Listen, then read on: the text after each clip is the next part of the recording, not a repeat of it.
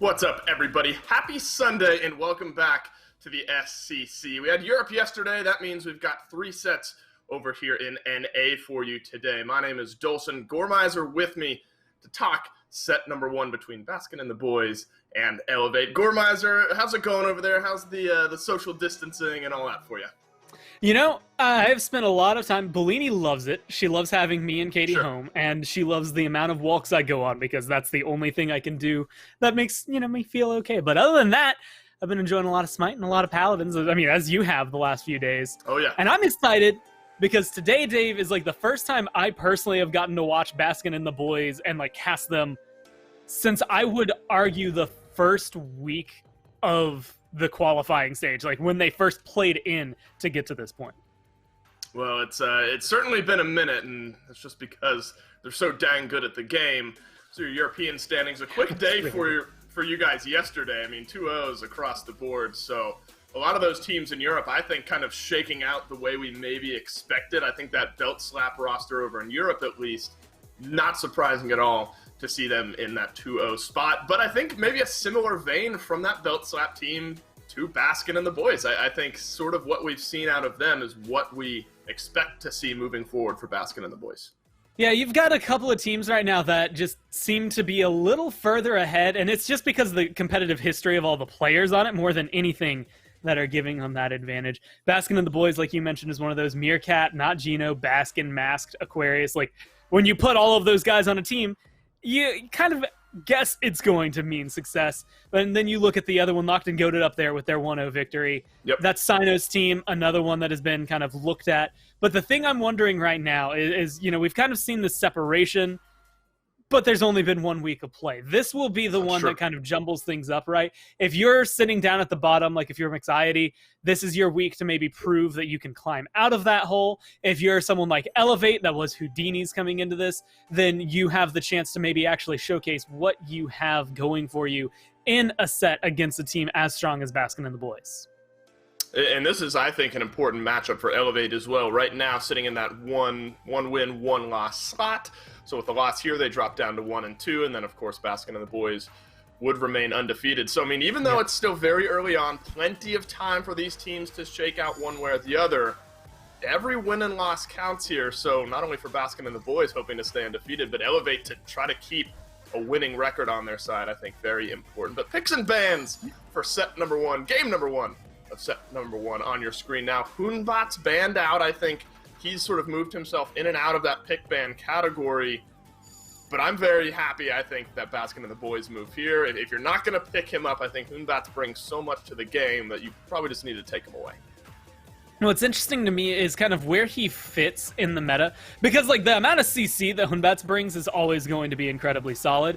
And I think it's funny because in Europe we've started seeing a little bit more Athena bans happening in this first phase, and I feel like they both bring something similar. Europe does like to bring Athena into the jungle a little more than as a support, but the CC and control that both of those gods bring, it's interesting to see how NA has gone for one that's going to be more aggressive from the jungle and a lot of kill potential on him, whereas Athena in Europe is definitely a lot more setup.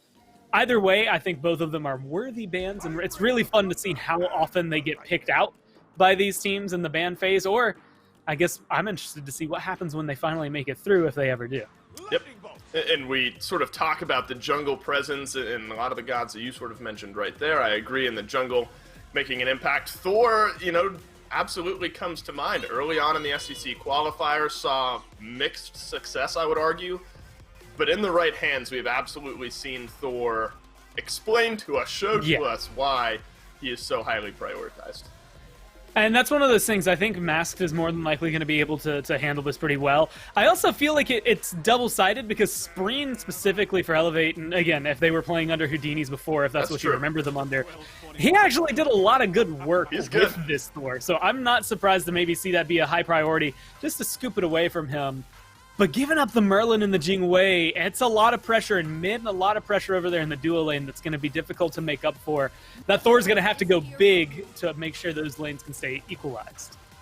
I agree. I mean, you look at a Merlin and a Jing Wei, those consistently have been kind of the top-tier picks in their respective roles, depending on the composition that you want around them. So taking that Thor and the Kumbhakarna first, they're kind of rolling the dice there, Gore. They're Baskin and the boys are kind of hedging their bets that Kumbhakarna, Xbalanque are going to have more impact than the Jing and the Terra in this case. And, you know, the thing is, Jing Terra, in my mind, is going to come into this and probably set up a pretty decent sustain lane. Like, Terra, we've seen how potent she can be across the last few weeks. A lot of teams have been able to pick her up, and a lot of those teams, as such, have been able to find, well, we've seen some Fire Giant steals. The sustain she brings is really good. The CC she brings is really good. Yesterday, there were some really cool walls coming out from her. She has a lot in her kit that makes her potential so high.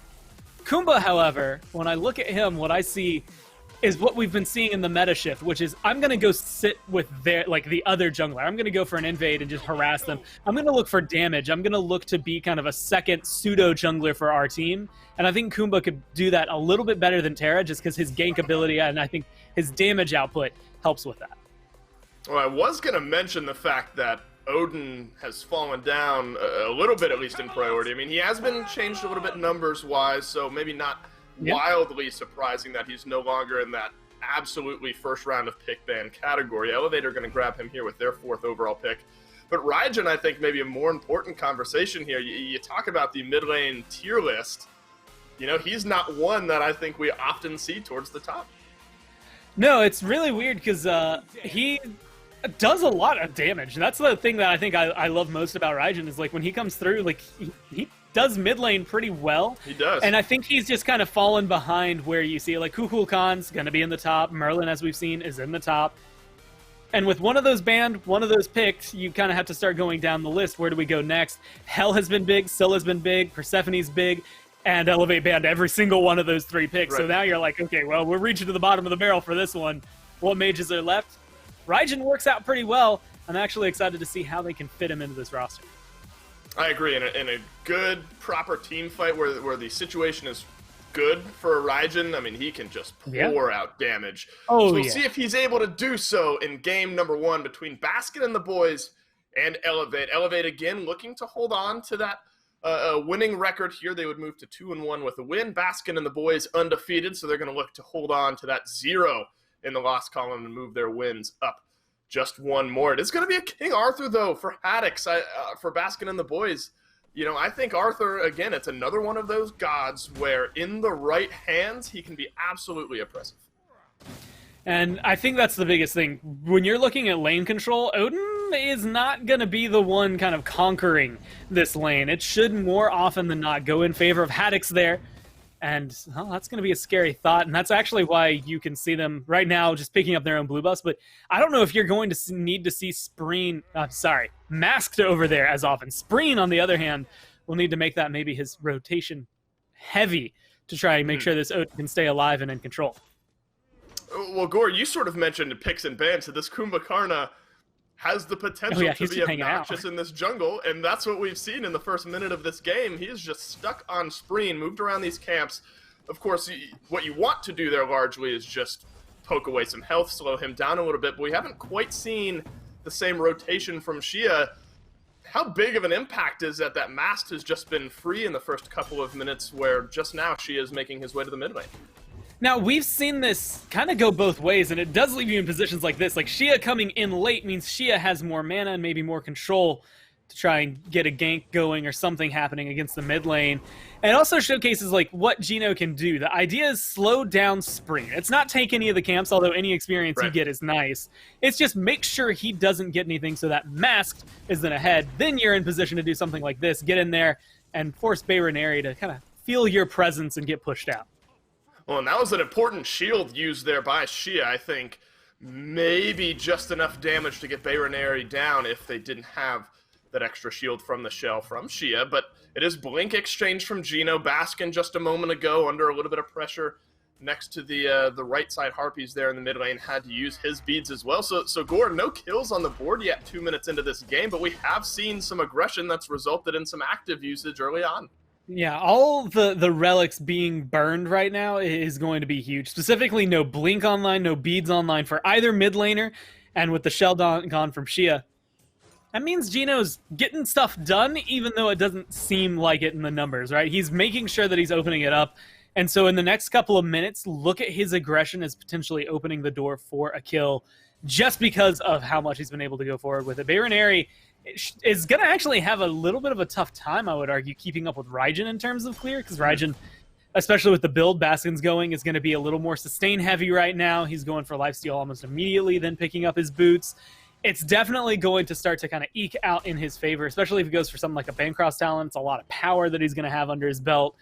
And that makes it, I would say, even more scary to be Bayroneri in the first few levels. Yeah. Once you hit 5 as Baskin here, it could even be a really huge ult combo between him and Mass that ends up resulting in a first blood. No, and I think that's a great point. I mean, even these small XP discrepancies, SpreeeN right now, at least XP-wise, maybe half a level behind. On Page right now, 1 level behind Mast. And that's that important milestone, right, for that Thor. You get your ultimate online at level 5, and that's when you really start to assert your pressure over the rest of these lanes. So maybe it's just a small annoyance from Geno in that early game, but he's put SpreeeN a little bit behind. And Mast right now, 3 minutes 45 seconds into this game, has beat SpreeeN to level 5.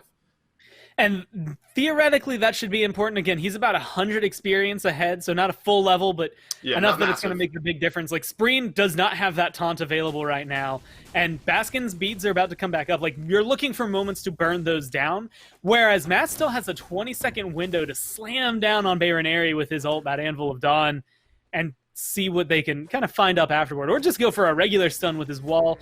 Things like that are going to make the big difference, but it's when they want to get aggressive. Mass is in a good position to, but again, it's how many lanes are you ahead?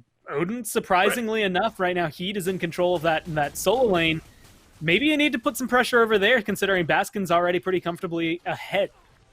Well, Gore, there's effectively a 1-level differential in almost every role here, except for in that support role. Nesfor rooted down. There is an Erlang Shen right around the side. Airstrike through from Nesfor. That's got some good damage. SpreeeN moves himself in, uses the ultimate. Meerkat drops down. Nesfor grabs himself the first blood of the game 5 minutes in.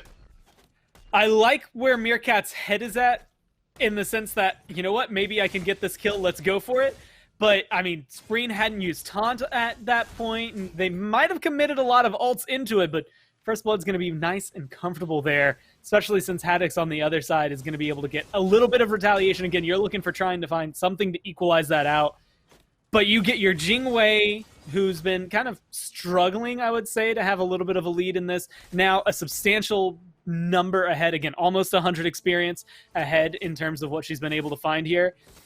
And you recognize that, you know what, we can absolutely take the fight to Meerkat. It's going to be dangerous for Meerkat to take more fights like that. And honestly, you use a lot of ults, but, I mean, they're going to come back on cooldown. You burn his beads. You have a pretty big window to go back over there and get Nesfor even further ahead. Well, despite that first blood for Nesfor, still small, few hundred gold and XP differential in favor of Baskin and the boys here. And Gore, you highlighted a little bit of the mid-build differential. Baskin obviously moving into some lifesteal first overall. Bayroneri has picked up what looks like could be a Doom Orb on that Merlin first overall. What do you make of that? I mean, that is a massive power spike, I think, early on in this game. I think that's what he's going for. Merlin is the best at burning things down, whether it's people or objectives.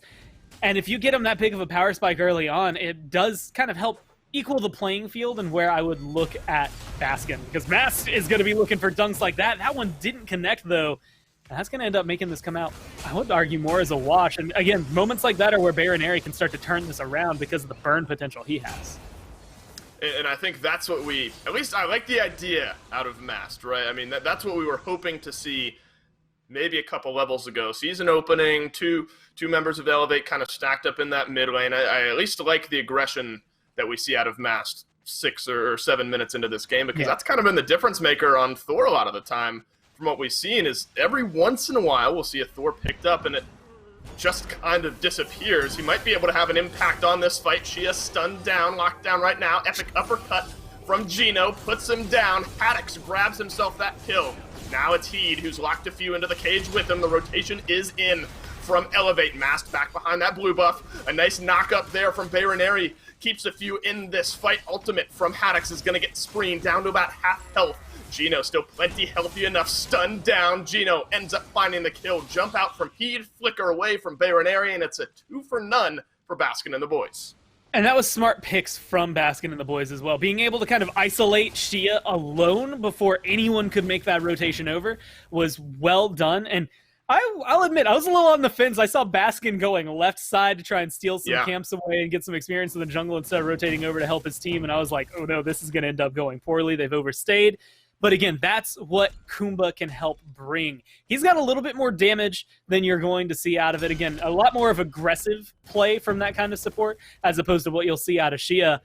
And so Gino was ready for the fight, had that ult available, and did not hesitate at all to use it.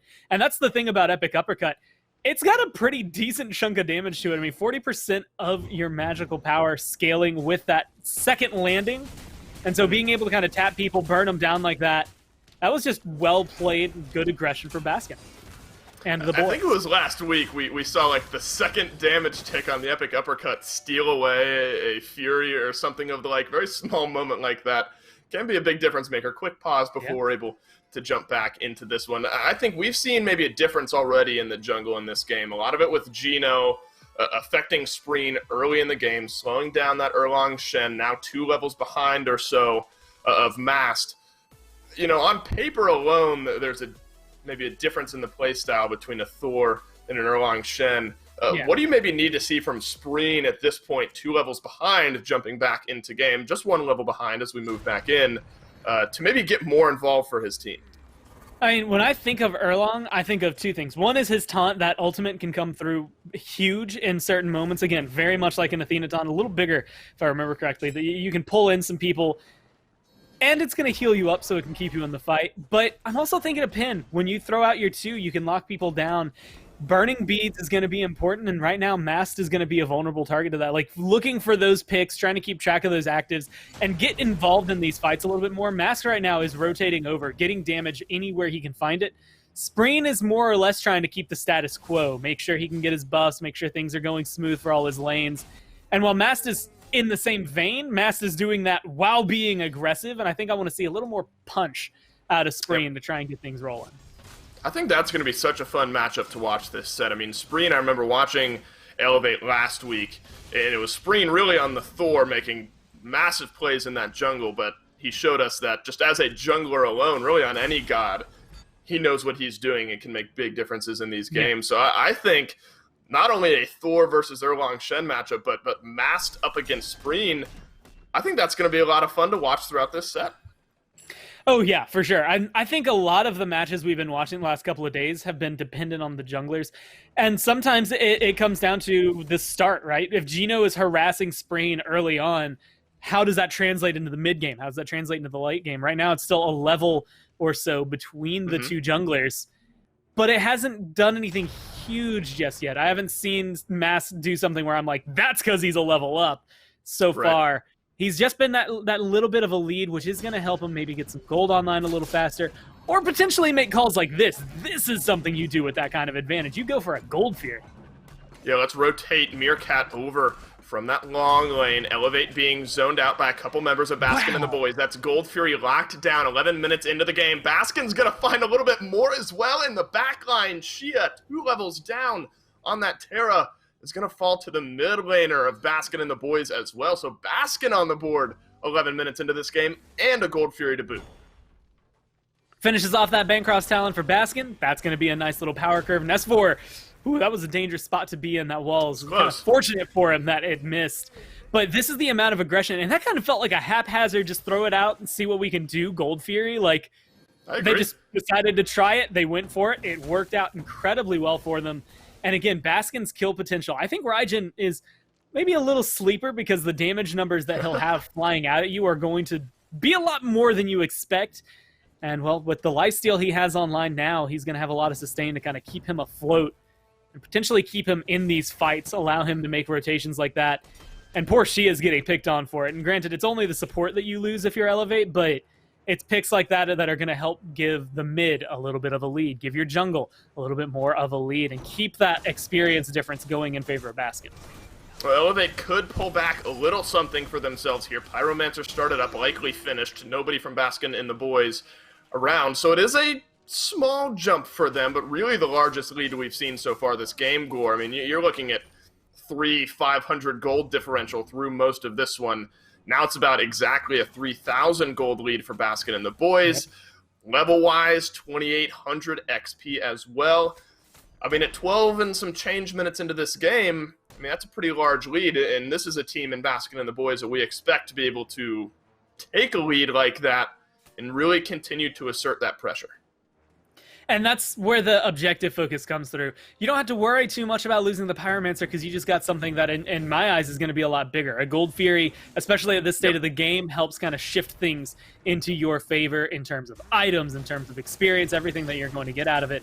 And the amount of aggression you've had so far, if you're Baskin and the boys, is giving you the pressure you need around these objectives. They don't mind to go ahead and get aggressive and invade in this jungle and see what picks they can find, or just look for something under the tier 1 tower and force out cooldowns as fast as they can. Like, they are constantly looking to burn things down. Even now, they're looking to pick on Shiaaaaa.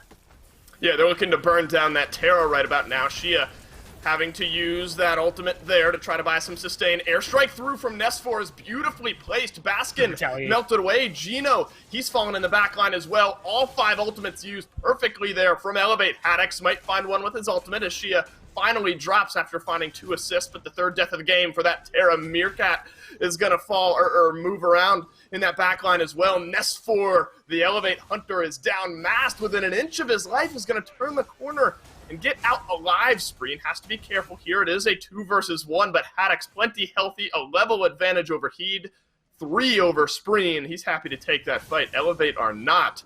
Elevate grabbed themselves a couple of kills, but Baskin and the boys find some as well. And it really does kind of shake out as like, where do you find your worth? I think that's huge for Nesfor more than anything, even though he ends up dying. I agree. Gets a couple of kills on his own belt as that rotation comes through. One onto Baskin, so that level differential maybe shifting over there for Nesfor. And looking good for him. But both teams lose their supports. Right now, I'd argue Geno's absolutely worth a little more than Shiaaaaa, just because Shiaaa's been getting picked on this entire game anyway. So maybe coming out as a wash, trading out the carry for the mid. With no big objectives immediately available, I think what we really got to see is how important Haddix is going to be. Because Haddix is like... I mean, he just rotated over, zoned everybody, got a kill himself, and then decided that he wanted to keep on fighting, right? And then it seemed like Elevate were like, you know what, maybe we shouldn't continue fighting the King Arthur. He's just going to keep bullying us. And it was a little early level lead there for Heeed, like, what, 5 minutes ago, 10 minutes ago? Mm-hmm. And that has quickly disappeared and gotten in favor of Haddix here, as he's just completely in control, even still bullying out Heeed. Does not seem to have a care in the world. Well, so often, in looking at the player damage on the left-hand side of your screen there, so often we see the solo laners towards the top just because they're fighting with one another effectively throughout all of the laning phase. Right now, player damage-wise, Haddix far and away the top in the game, and then Heeed is close by, but, you know, call it 4,000 or 5,000 behind Haddix, and, you know, King Arthur, surely there's exceptions to this, but I feel like every time we've seen him here recently, he's just been oppressive. I'm surprised we don't see him a little bit more. It's that it comes down to the matchups, which I think a lot of them in lane are going to be well, but also just the player. I think some of the solo laners are able to bring and make King Arthur shine a little bit better than what we've seen. And even now, Haddix making this rotation is going to be a big deal. Heeed is far and away from this fight, and so this was just smart prep from B&B to be in position for that Oni Fury.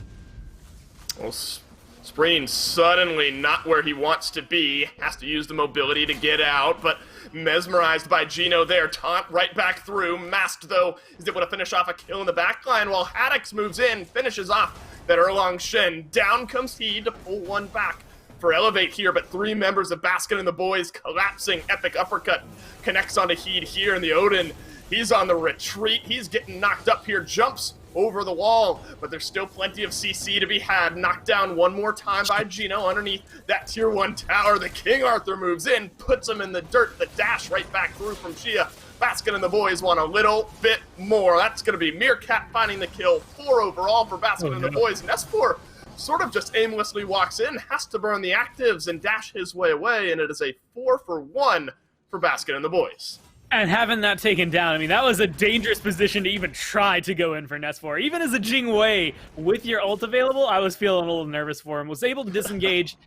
I think if that tier 1 tower in mid is gone, you might see Baskin and the boys still fighting back there. But They recognize what they can take, what they have, and they fall back with it. That was a big swing in their favor. Oni Fury minions going to be able to come through and help find a lot of pressure across all of the lanes. You can see the tier 1 tower in solo should go down here.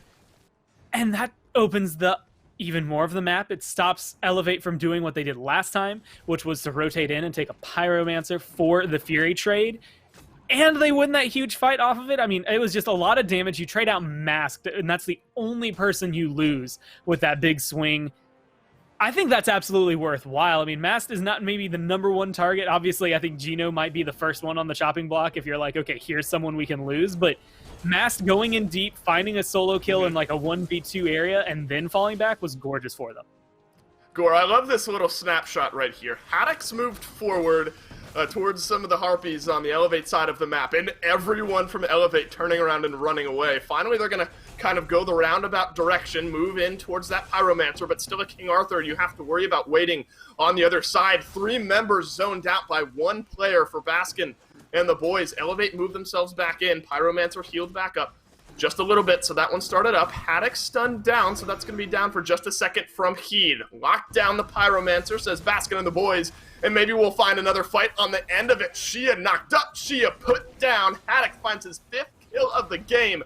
Epic uppercut down onto Bayroneri, the Merlin on the retreat. A nice double knock up there might help his teammate in SpreeeN get out alive. Bayroneri retreats back beneath that tier 2 tower. Haddix is going to have none of that, his 2nd of the fight.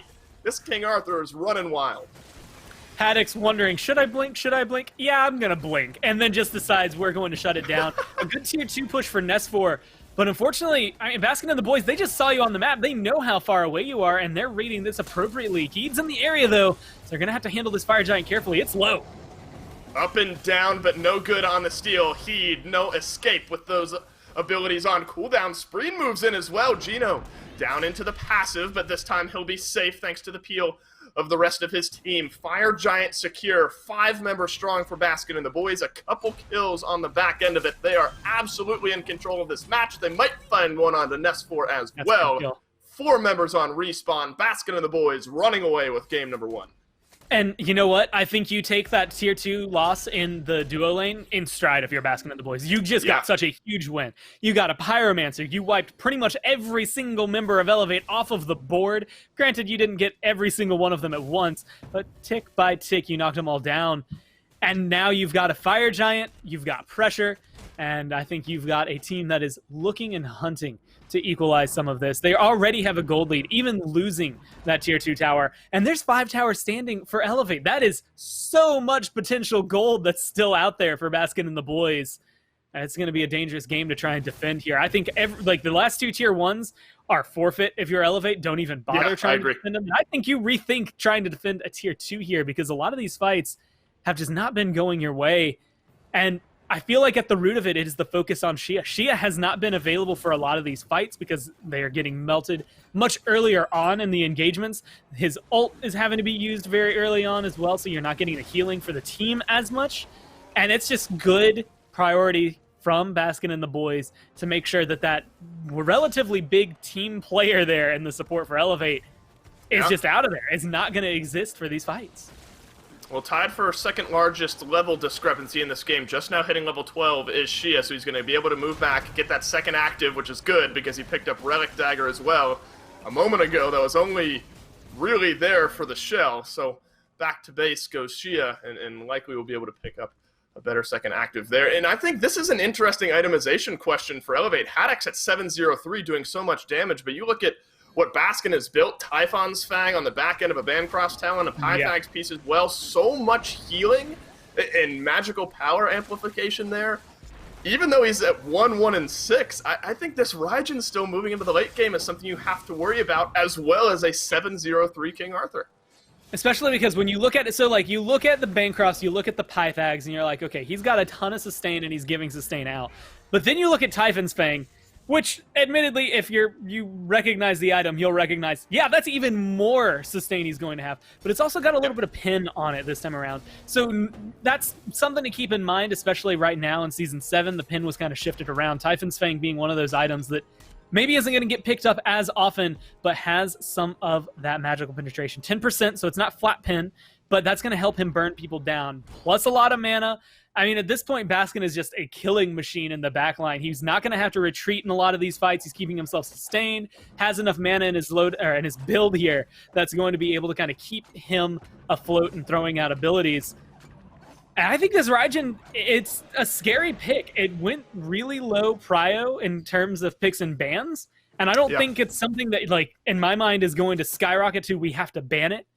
But it's something you have to keep in mind, because if players, especially someone like Baskin, are looking at it and making it look this potent, you have to wonder what else they have in their back pocket, and you have to wonder where your priorities are going to have to shift for like games 2, games 3, if you want to take that away from him. Because right now, 2 levels over Bayroneri, he's been much more potent in these fights, has been much more active in them, can play at a much further range. It's definitely benefiting Baskin and the boys to have this mid laner on this Raijin. I agree. And Baskin, you know, in the conversation, I mean, people make arguments as being one of the best players in the world. So you know, Raijin absolutely not out of his wheelhouse, and for good reason here at 1-1-6. But I mentioned the King Arthur, Haddix, of course, 7-0-3. Everyone you almost have to worry about on Baskin and the boys at this point. 4-1-4 for Mast on that Thor. Yeah. It seems like any direction you look here for Elevate, you're going to be a little bit worried, and that direction right now needs to be towards your left. The blink in from Geno is going to lock down one. He drops down the arena. Haddix moves himself in, finds himself a kill. 8-0-4 on the King Arthur middle lane. Phoenix being identified. 3 members back from Elevate. Gormizer, this could be a game-winning push. I mean, those are just 2 good, clean kills to have happen right after you lose Fire Giant. It's like question mark of, like, do we have the damage? A lot of teams are timid around Phoenixes when they don't have a Fire Giant buff, and apparently Baskin and the boys didn't get the memo that they're supposed to feel that way. They lose it, they go in, they take the Phoenix, win that fight, and now they see the biggest target. They have Pyromancer, they have Fire Giant available here. Burn down both, get back into it. You're looking at potentially ending this game in the next 5 minutes if you do so properly. Well, it's going to be Oracle's at least picked up. Fury not respawning for 3 minutes, so just really a little bit of gold and experience there for Elevate. Fire Giant knocked down, second of the game for Baskin and the boys, and now it's this right lane that's being pushed in by the minions. And this is it, really, for Elevate. I mean, the last-ditch effort is this Phoenix defense, but I don't think Baskin and the boys will shy away from a dive.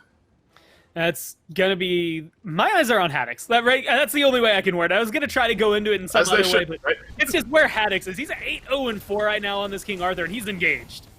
Well, lights out, fight in from Baskin and the boys. Ultimates being traded back and forth. Nice triple knock-up on the back end of an epic uppercut there from Geno, but they've taken enough damage that Baskin and the boys are going to think twice about continuing to engage on this fight. So well turned around there by Elevate.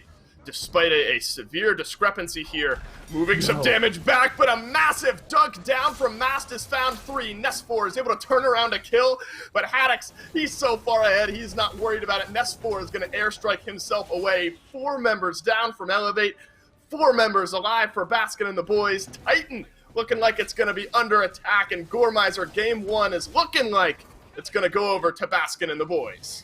All right, so Mast has 2 deaths at the end of this game. One of them, he dove deep and was in like a 1v2 or a 1v3. And in one of them, he just made the most game-saving, game-ending play that I think I have ever seen out of a Thor. I mean, diving in, like, that was a full disengage, right? There's no way any other team makes a call like that to go back in. Baskin and the boys had confidence, but, I mean, your health is low, your mana is low.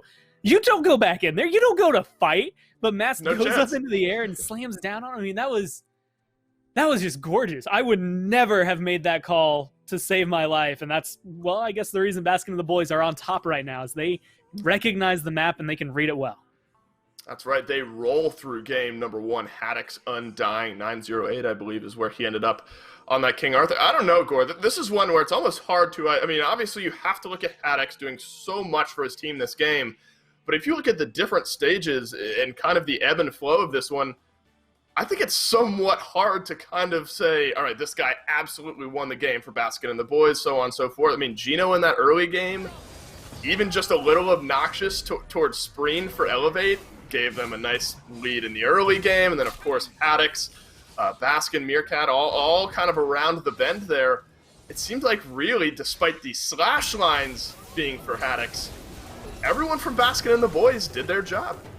Yeah, I honestly, like, it's looking at where they were able to convert, I guess, the lead they cultivated early on into the pressure they were able to grab. Haddix was huge in my mind because of how many rotations he made, how impactful it was versus what we saw at Heeed. Heeed had a couple of good cages, but there was nowhere near the same amount of lockdown that Haddix had on this King Arthur. And the same thing goes if you look at Meerkat, or sorry, Masked. When he was able to make these rotations, we were looking at the jungle a lot early on. And, it, you know, for the first 10 levels, even maybe 12 levels, you want to look at it, and it didn't feel like he had that huge of an impact. And then all of a sudden, it just started popping. Like, the Anvil of Dawns were on point. He started making those late-game calls that mattered and made a huge difference for the team. And at that point, Baskin was so online in terms of items that he just melted anybody that happened to be laid down in front of him. So it was perfect, I think, riding the curve up for Baskin and the boys, recognizing their power scale and just farming efficiently and getting that lead much, much further ahead of Elevate. I agree. That sort of just felt like one of the cleanest games we've seen here in recent weeks. I mean, a perfect transition from early to mid to late there for Baskin and the boys, and as such, they're able to grab game one convincingly over Elevate. Elevate aren't out of this one yet. We will have game two. We're going to take a quick break, so step away, grab some snacks. We'll see you in a sec.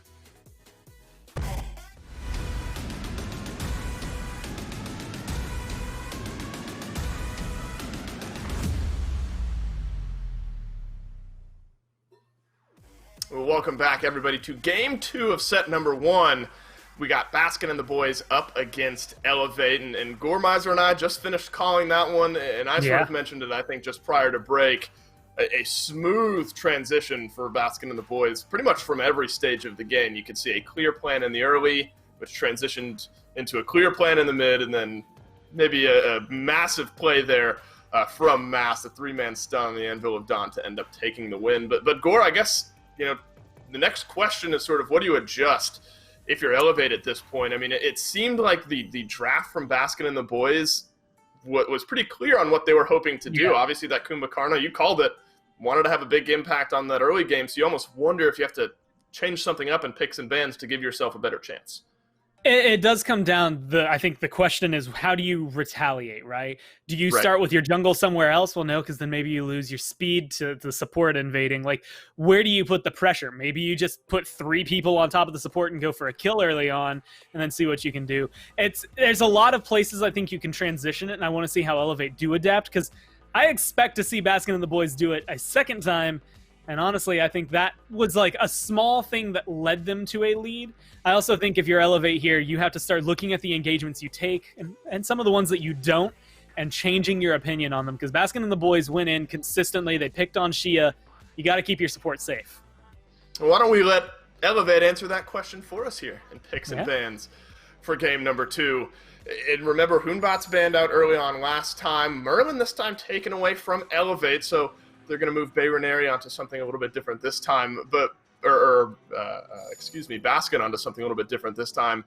But what we've seen, I mean, with a Raijin picked up from Baskin last time, I mean, this is a hard guy to target. And that's kind of where my eyes are going to fall down.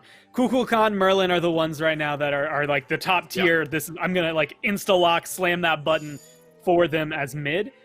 And now both of them are gone. So where do you start going? We've seen a lot of hell the last few days, maybe the last week or so. Scylla has been a surprisingly large pick for a lot of these mid laners. But then you have to look at it as like, okay, do you feel comfortable on a Ra that we saw yesterday? Poseidon that we've seen a couple of times. You know, a Raijin doing as well as it did last game. And I honestly really like Raijin. I think if you play him properly, which is what Baskin just did, good damage on him, that's going to come up with a lot of scaling. And the fact that his ult can push, pull, or just damage you, I think gives him a lot of utility in there. So some question marks around where B&B are going to want to put their mid laner. But guess what, Dave? Kamazotz is open. Yeah, and with their third and final ban in round number 1, Baskin and the boys take away that Odin. So they were kind of rolling the dice there, and still rolling the dice, probably realizing that Kamazotz would go through, but what you don't know if it's going to be SpreeeN on the Kamazotz in the jungle or Heeed on that Kamazotz in the solo lane. A flexible god that's still so powerful right now. I imagine we'll learn a little bit more as the picks and bans roll on through. They're going to pair Kumbhakarna with the Kamazotz as well as the Jing for their first 3 picks. Thor, though, Baskin and the boys are going to go back to it and giving Baskin Persephone. Still 2 incredibly strong picks for 2 incredibly strong players for Baskin and the boys. Yeah. It's really weird to see this because, like, Camazotz, in my mind, Camazotz is almost an instant win button, right? Kumba does really well if they can play it as aggressively as Geno does. Jingwei, we saw how safe that can be, although Nesfor definitely started getting picked out towards the end. The rotations didn't quite come as cleanly, even though he was able to get that tier 2 in the duo lane. It didn't end up resulting in too much for them. King Arthur absolutely just bodied in lane. Thor, again, I give Masked the reason the game ended when it did. I think it takes another 5 minutes if that ult isn't as sick as it was. And Baskin's on Persephone. You get one of the best players in mid onto one of the best gods in mid, and I think it makes it a much deadlier lane than it was before. I'm excited to see it because Persephone is difficult to get rolling, but players at this level can make her pop off, and I expect a lot out of Baskin here. Well, Gore, the people love themselves some Geb. We've only seen him about 9% of the time, but locked in here. I'm assuming for Geno, 100% win rate. I think that's pretty notable for Geb. The 9% of the time he's been played, he's won those games. It is going to be an Achilles and a Discordia. You can see it, the presence of some mid lane bans for Baskin and the boys once they ban out their Persephone. Let's try to mitigate what Bayroneri can maybe play. Discordia, Goremizer has kind of been that next tier of mid lane that we see people end up pivoting towards. She's in that same tier. I would actually put her a little bit above like the Raijin pick, right? Raijin's not coming out every game. I think you see players go for the Kukulkan, the Merlin, then it's Scylla Discordia, then it's like Hell right now who's on the rise, and then it's literally any other mage that happens to be available. So I like seeing her here. It's definitely like a little bit of flavor. I think that we saw first in EU pivoting over here. My eyes are going to be on what they can do, though. Persephone's not going to make this easy to stay in lane, to live, to do anything here. So Bayroneri has a lot of work cut out for him. A potential interesting start. SpreeeN is going to move over with Nesfor on that purple buff, Goremizer. So you said maybe what you need to do is have a bit of a different start, and Geno on the Geb not going to look to invade this time. Shiaaaaa is, though. I mean, I guess that's just what Kumbhakarna kind of brings. Not really able to slow down Mast at all here in this case. But I think an interesting start from Elevate. They're going to send SpreeeN over to that purple buff. I like this, though, because it could... But again, you're trying to shift where the focus is going to be, right? Do you want to lose your speed buff and lose some of your laning early on? No. So instead, she is going to take the same note that Geno did last time, try to slow down Mast, although so far not working quite as well, I think, as what we saw out of Geno last game. Meanwhile, you force SpreeeN into a completely different area. His speed buff's going to be on a different timer, which might be beneficial here. But it does allow Baskin and the boys, I think, some early control that's still going to favor them in the long run, forcing your jungle to go through a different path. Well, Gore, I mean, Shiaaaaa had that clear idea of maybe what he was looking to do, but I think he kind of lost track of Mast there for a little while, and now he's going to be able to rotate over and help a couple members of his team lock down these Harpies. But you invade, really, to slow down and chunk away some health of the enemy jungler, and I don't think Shiaaaaa was really able to do quite as much as he was hoping to here. He actually might end up falling first. Geno has found the knock-up, abilities on cooldown, so no follow-up there. Instead, SpreeeN rotates to the solo lane, an early gank. That's a level 2, potentially level 3 gank, depending on when he leveled up there. And that's already Haddix, that King Arthur, undying in the last game. Haddix has found his first death here, 2 minutes in. And that's important. Shut him down as fast as possible, as much as possible. I think Heed's going to need the help over here. It was obviously a bully lane last game, and you can't afford to let that happen. Like, the two shifts that need to be made, Heed and Shiaaaaa did not have much of a presence during the last map. This is where they need to shift it around. This is where Heed needs to be able to get ahead and have some control and look for some maybe decent executes going into the late game here on the Achilles. And you want SpreeeN specifically to maybe help Shiaaaaa out, stay aggressive. You've got this Camazotz, which is the top pick for a reason. I want to see them make these two players that did not get to shine at all in the last game and kind of elevate them to the top. Well, Shiaaaaa is going to finally rotate himself to that solo lane, continuing to be obnoxious around this blue buff, but that's the second of the game over to Baskin and the boys. And already kind of a different emphasis from what we've seen out of Shiaaaaa. Of course, he is playing the Kumbhakarna this game, so that opens the door for a little bit more of that aggressive, kind of jungle invadey type playstyle. But you kind of get the sense that Elevate is going to want to put a little extra pressure on that King Arthur, especially after what we saw in game number 1. Yeah, and if you can slow it down, 1 death, I mean, it's already infinitely more than he had last game, but you need to do more, right? Because Haddix, as he came online, his rotations were on point, and I think that's where he kind of got a big advantage over Heeed as well.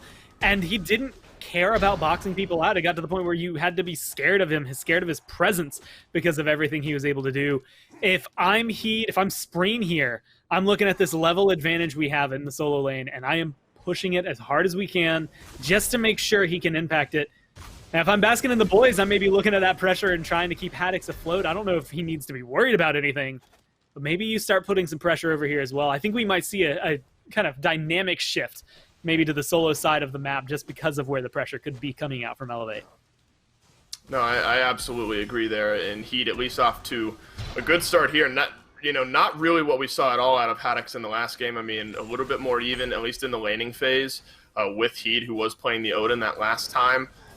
So on the Achilles here, he's able to poke out that King Arthur just a little bit. But transitioning that is going to be the important question. Geno on this Geb tries to sidestep, but SpreeeN can swoop right back down onto you. That's the second kill of the game here for Elevate, and the second kill of the game for that Camazotz gore, and that is scary. Yeah, I mean, again, we have seen games in the past where it has literally been won by just a Camazotz in the right hands, and SpreeeN, even though he wasn't able to make things shine as much on the Erlang last game, I think you give him something as powerful as this Camazotz and it starts to make that look a lot better. Although this could potentially be bad. That's a good dunk for Masked.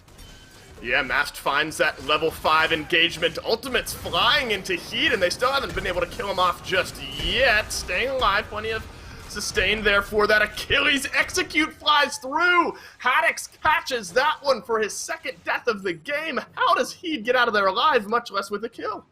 Heeed, his favorite band is the Bee Gees because he is staying alive throughout all of that. I mean, that was just well played. A good execute read as well, knowing that he had just enough presence to be able to get it off, get the kill, and still get out, being able to use that to disengage. I mean, this is a different version of Elevate that we're seeing right now, and Baskin just kind of whiffed his ult, ends up going a little wide there in the mid lane. So I'm wondering if Baskin and the boys are feeling this pressure. It's not a huge lead. It's not anything. It's the same thing I would have said for Baskin and the boys last game. But the fact that you're shutting down Haddix and you've gotten Heeed in a much more comfortable position, SpreeeN is definitely in a much more comfortable position. Absolutely. And I would argue, most importantly, Shiaaaaa isn't getting bodied this game. That is going to help you stabilize and stay afloat here.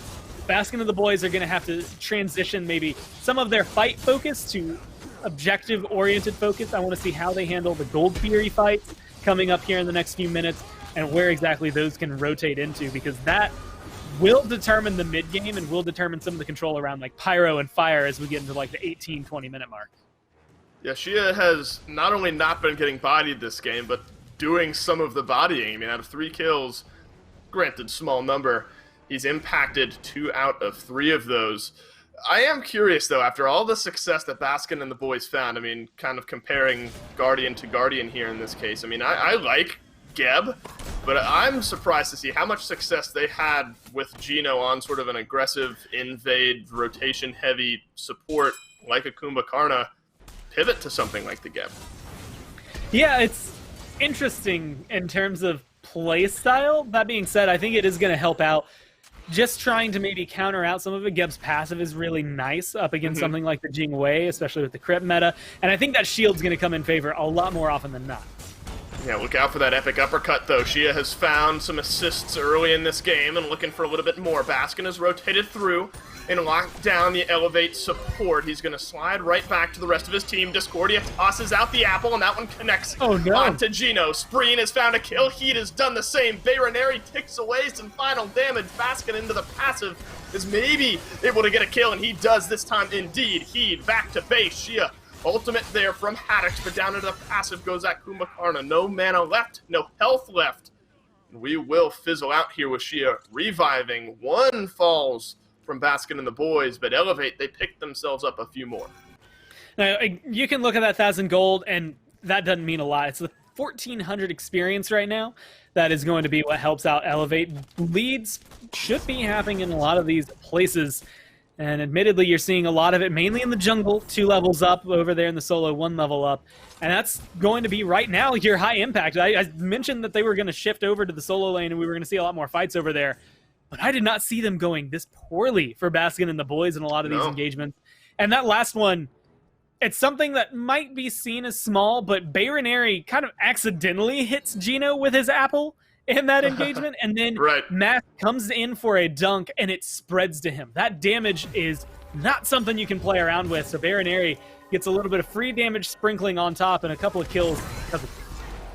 Elevate want to keep things rolling here. Mast has to move himself away with his first ability there, and for good reason. He was facing death there, but this is a totally different look at Elevate from what we saw in game number 1. I mean, the aggression is tangible, and a lot of it rooting through this Camazotz that found the first couple of kills this game, and now at 3-0-2, impacting all but 1 kill for Elevate. And that's not surprising at all, I don't think, Gore. I mean, Camazott's so powerful, especially when in that jungle role and with a few kills under his belt, he's able to impact so much of this map. Yeah, and I'm just loving the way that they've been able to kind of pick these up and play them. 6 kills to 1, it's not something to scoff at. That being said, early game kills, especially at the pace that Elevate have picked them up, don't come at the same impact, right? Respawn timers are still going to be there and able to come back.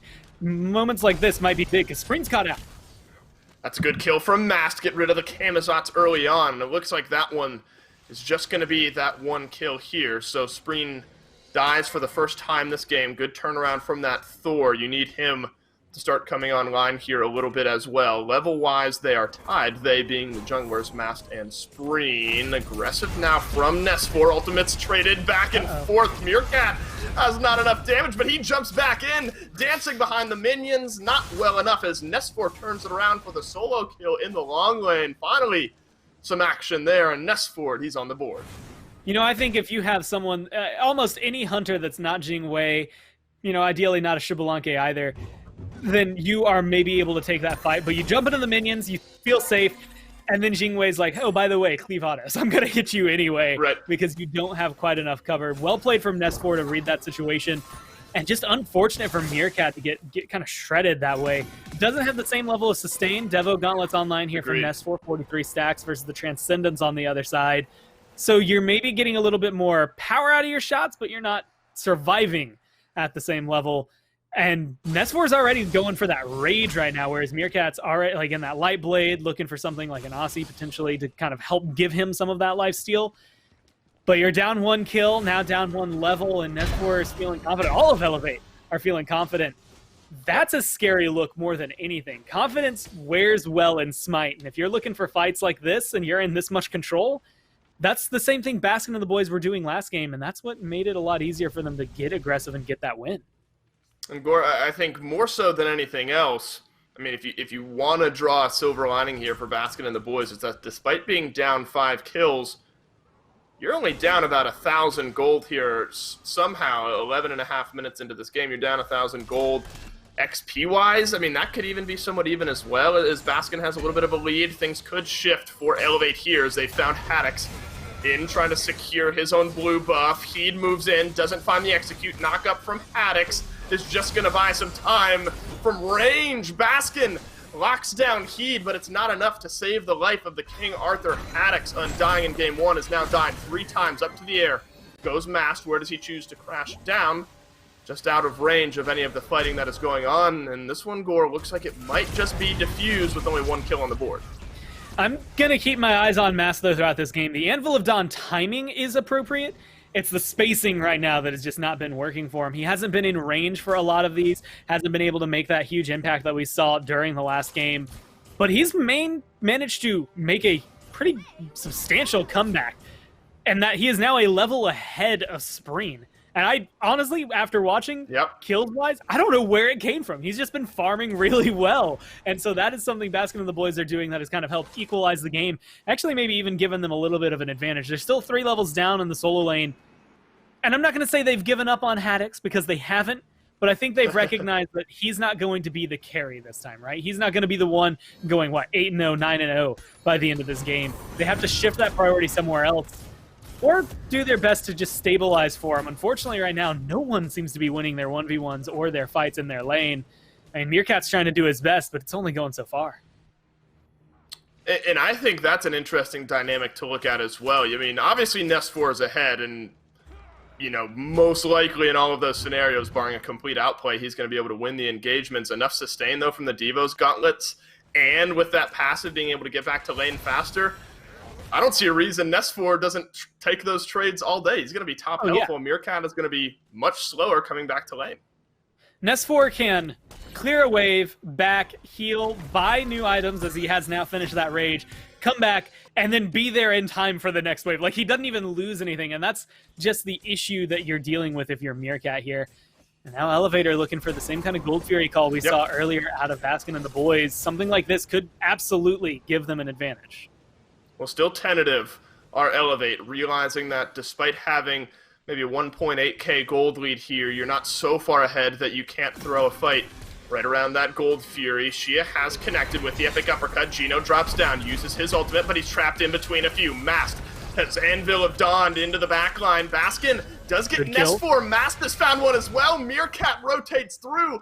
Elevate, that lead is gone. 2 members left alive. Gold Fury started. That's the fight that Baskin and the boys needed. Haddix, just trying to zone, and it's Haddix on the King Arthur, who is going to be able to do so. That is Gold Fury locked down for Baskin and the boys. Lead dissipated. 400 gold lead now for Baskin and the boys. And I think what we just saw there is what the suite of ults from Baskin and the boys are going to be able to provide versus Elevate, right? Elevate have been playing really well, but when you look at Camazotz, honestly, I look at him and Heeed being great in 2v2s, maybe even in 3v3s, depending on who you want to throw in there, like Shiaaaaa and NotGeno, as we saw earlier.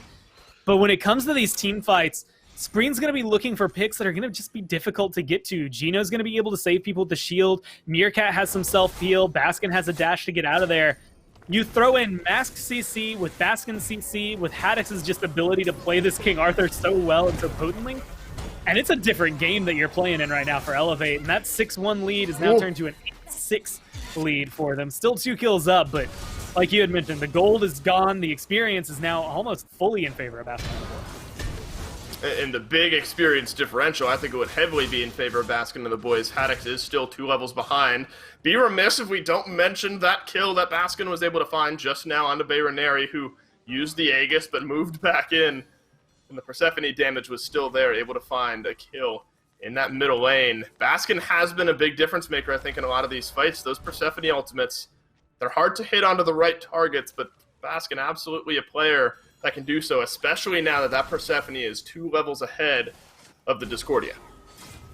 Yeah, it's definitely being a big issue. I think Bayroneri has had some potent damage throughout all of this game, but you can see that Persephone has almost doubled it, right? And that's where the issue is coming from. I think Bayroneri, and much like you saw out of Camazotz, early game they were able to find a lot, but it hasn't transitioned into the mid, and the last 5 minutes or so, we haven't seen as much out of them as we did in the first 10 minutes. And things like that are falling apart. Then you look at where they had that advantage if you're Elevate, right? It was in the solo lane. Haddix, he's still 0-3. Why is he such a pain? How is he hard to kill?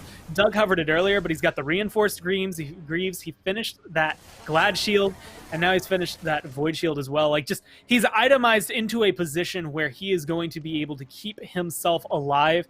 And once he hits that tanky point, he can do the same thing he was doing last game. A lot of it was just, hey, you can't kill me. I can't really kill you. I'm not building for that. I'm just going to zone you out of here until someone rotates in to kill you for me. Or we stay here long enough that my health pool is so large that you just can't do anything about it. And it has been a somewhat quieter turnaround as well. You brought up SpreeeN just briefly there in that point. After a roaring early game from this Camazotz, two of the only kills on the board through the first 3 for Elevate, it has been a little bit quieter from Camazotz, where Mast has suddenly been able to find a little bit more impact on these fights. The Thor continues to play a big role here. I mean, obviously last week, SpreeeN massive on the Thor, but this week, Mast, maybe a game-winning play. They might have ended up winning game 1 regardless. But this Thor is suddenly starting to make a bigger impact, and the Camazot's still scary, still fed, but something, you know, it's kind of slowed down a little bit, I think, in the jungle for Elevate. Yeah. And I think it's so interesting to see the transition, because Thor, when we were watching the qualifying weeks, I mean, he was getting picked up almost every game, and he was not doing very well. He was losing more often than not. He was not finding a lot of successful ganks. Like, it just didn't transition well. And I think what we're seeing is when you put him, I don't even want to say the right hands, but in the right kind of composition with the right team around him, Mast is making huge impact plays. This is why he was high prioritized in those weeks, even though he wasn't winning. Well, both mid lane ultimates missing here. SpreeeN takes to the skies. Bat out of hell is going to take a little bit of damage, but uses the third charge just to disengage from this fight. Double knock-up from Geno. Might set up a kill here. Nesfor ticked down by the stun, and the double tap from Mast. Maybe all she wrote, but Geno's going to go back in. Unfortunately, the knockback gets Shiaaaaa back to safety. This is the important thing to look at, I think. Baskin and the boys don't get any kills, but they have delayed Elevate from rotating, and now that is the tier 1 tower in that long lane taken away. For the first tower of the game, 19 minutes in. Yeah, it's a long push that comes through, right? 19 minutes in.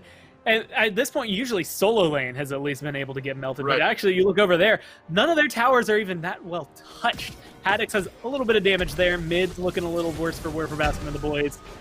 And so a lot of this is going to come down to, I would look at late game objectives. Fire Giant soon enough is going to be something that could be big for plays, and that is going to absolutely decimate some towers. But it's the Fury play. We saw what happened last time. It was well played from Baskin and the boys. A huge fight that then got them a gold Fury. Oni Fury just now spawning in. And look at the map, right? Yes, Haddix is over in his lane. You can ignore him. Persephone, Geb, Thor, and the Heeed all over here in position to look for a kill, a pick that can then translate to that Fury. Hey, talk about a kill or a pick. She is just that as the Kumbhakarna goes down. Baskin and the boys rotate over to that Oni Fury. It's going to be a 4 versus 5 fight. Should Elevate choose to take it. Meerkat will toss out the wall, so the stun on cooldown just for a little bit. Blink in from Haddix. Oni Fury locked down. Up to the sky goes Mast. Anvil of Dawn looking for a target here, and he's moved himself into the back line, but enough of a disengage from Elevate will get them out to safety. A swing in this game is a Fury and 2 kills picked up for Baskin and the boys. And now you're going to see those minions on the minimap. Those waves are going to be important. They already have a huge push here if you're Baskin and the boys on this duo lane side, and that's going to result in the tier 2 tower pretty easily for them. Maybe even more fights, because Heeed is definitely not in the best position between 5, but SpreeeN's coming into the back line. He is still pretty healthy, though, him being Heeed. Swoop through, bat out of hell from SpreeeN. Very low health gets him out to safety. Lockdown onto Heeed, who has to burn his ultimate to disengage. Shiaaaaa finds the epic uppercut onto Haddix, but that King Arthur's health pool plenty to tank up some of those tower shots. I think this is a smart backup from Elevate. Leave that tier 2 tower. It's not worth losing any more members. But it's Baskin and the boys, despite a pretty big deficit earlier in this game, have swung this one back, taking about a 5k gold lead.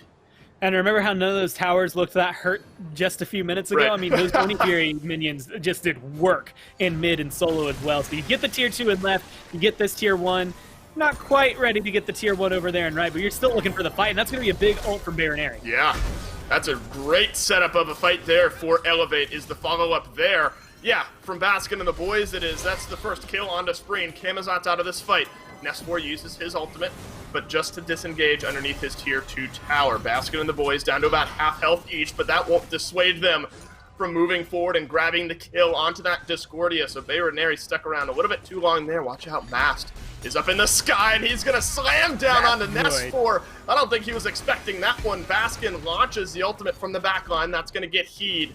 But I think Baskin and the boys maybe a little bit too low to try to continue to fight here. And what a turnaround. 3 kills and a couple towers for Baskin and the boys. Now, at this health, I feel comfortable taking a Pyromancer, no problem. Depending on how well they tank it, they could still look for a Fire Giant, but that's some dangerous territory, especially with Shiaaaaa still around and Heeed still around.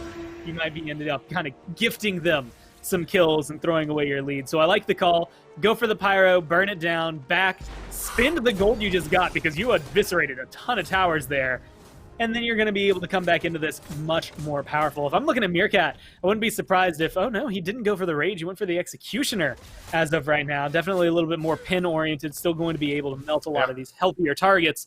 But when you look over there, Nesfor is going to be hitting some crits. In 1v1s, that's still going to be a question mark, but the kills have been coming up all for Baskin and the boys. Again, Elevate had a 6-1 lead at 8 minutes, and they have got 2 kills since then. It has not shifted very much in their favor. Heeed and SpreeeN got that very good early game advantage, but they have not transitioned it into the late game, whereas Mast and Baskin, we were looking at their ults coming into this game, and the combo potential, the CC that they have, has been too much for Elevate to handle. I mean, they're burning beads, they're burning ults whenever they throw it out there, and it still hasn't been enough for Elevate to try and equalize these fights. And I love the patience from Mast as well with that ultimate, realizing that if he's in the right position just to fight with his team normally, he can save the ultimate later in the fight for a bit of follow-up, and that's what he did just now. The ultimate came out for the final kill of the Tier 2 tower fight. Fire Giant started up for Baskin and the boys. The zone is Haddix's job here. Shiaaaaa gets knocked up, but there's the ultimate from Mast. Anvil of Dawn might swoop down and find his team a little bit of damage, rather. Mast does get the kill on a Nesfor. 2 members down. Fire Giant secure from Baskin and the boys. Heeed locked in behind that wall from Mast. SpreeeN may be able to get out alive. 4 members down, close to the DSI, a double kill. Baskin and the boys, they are rolling. 5 members strong, with the Fire Giant right side is going to be their target. All right, if you want a testament to how impressive Camazotz can be in terms of sustain, SpreeeN being alive there, he has been at that health or lower since he engaged in the Fire Giant pit, and the fact that he's still alive baffles me. Of course, you did see Baskin and the boys focus down pretty much every other member of Elevate, so maybe SpreeeN got the benefit of the doubt, like he just got to be safe there. But now he's going to be able to stay alive. Not backing to help defend here, which might be a big mistake because they just broke base. Baskin and the boys are looking in. Yeah, he healed himself up, but is now back to base. Shiaaaaa moves out immediately into his passive. SpreeeN gets locked down. Titan will be looked at. That is the delayed DSI there, but the respawns are back from Elevate. Half health now on that Titan. You have Nesfor and Bayroneri, plenty of damage there, but if Baskin and the boys just turn their attention to this Titan, that will be game, and that's what we're looking at here. Baskin and the boys, a big turnaround. They take game number 2 and take this set. And that's just well played. That was good Persephone play during the late game. You got to see why she is so highly valued. I think that ult made such a huge difference. And this Thor pick was very big in game 1 for Baskin and the boys. It translated to being very big in game 2 for Baskin and the boys. And I'd like to point out, Haddix was, what, 0-3 going into this, like last phase of the game? Yep. Made very good transitions, but 6-1, 5-1 there for Mast and Baskin, respectively. It's hard to argue where the potency was felt. Meerkat was able to get a lot of those kills, but I think it was those 3 in the middle, Baskin, Mast, and Geno. The setup they have, the CC they were able to bring, made it too difficult for Elevate to stay in the fight and continue pushing the way they wanted to. And look at the discrepancy. Hunter roll, I'm not going to do the math all that quickly, but 7k damage differential between Nesfor and Meerkat there. Pretty large discrepancy as well, even in the soul lane. Haddix was able to only be down a couple thousand damage there towards the end. Also, look at the kills right there. That was 14 minutes. It was 8-3. We just jumped to 21, and it was 8-8. Yeah. Just so you know how the kills kept going throughout that game. I think that's the important distinctive factor that came through. I'm not sure Elevate got past that number 8. They might have gotten 9 towards the very end there, but I don't recall it coming through. So very well played, I think, from Baskin and the boys. A good transition. Again, riding that curve of the game very well, recognizing early game kills can get you a lot of potential, but it's what you do with the pressure you get from them that matters more than the kills themselves. And Elevate didn't really turn them into much. It didn't come out into all these jungle buffs going away or this Fury going our way. In fact, the first Fury they finally felt comfortable to go for, they got pushed away, zoned out, lost a fight, and then Baskin and the boys took it away from them. Gora, I'm curious if you maybe need to start considering banning out that Thor against Baskin and the boys, because the impact has been felt consistently every time they play. But going into this set, I mentioned that this is one where Baskin and the boys can remain undefeated. Unfortunately, with a loss here, Elevate dropped to technically negative in their record, 1-2, so still very early on. Plenty of time to turn that one and turn the record around. But Baskin and the boys, maybe as expected, taking a big win here. They remain undefeated in the SCC. We are going to take a quick break, but when we come back, we've got Bloogie and the Woogies versus Mexide on set. Stick around.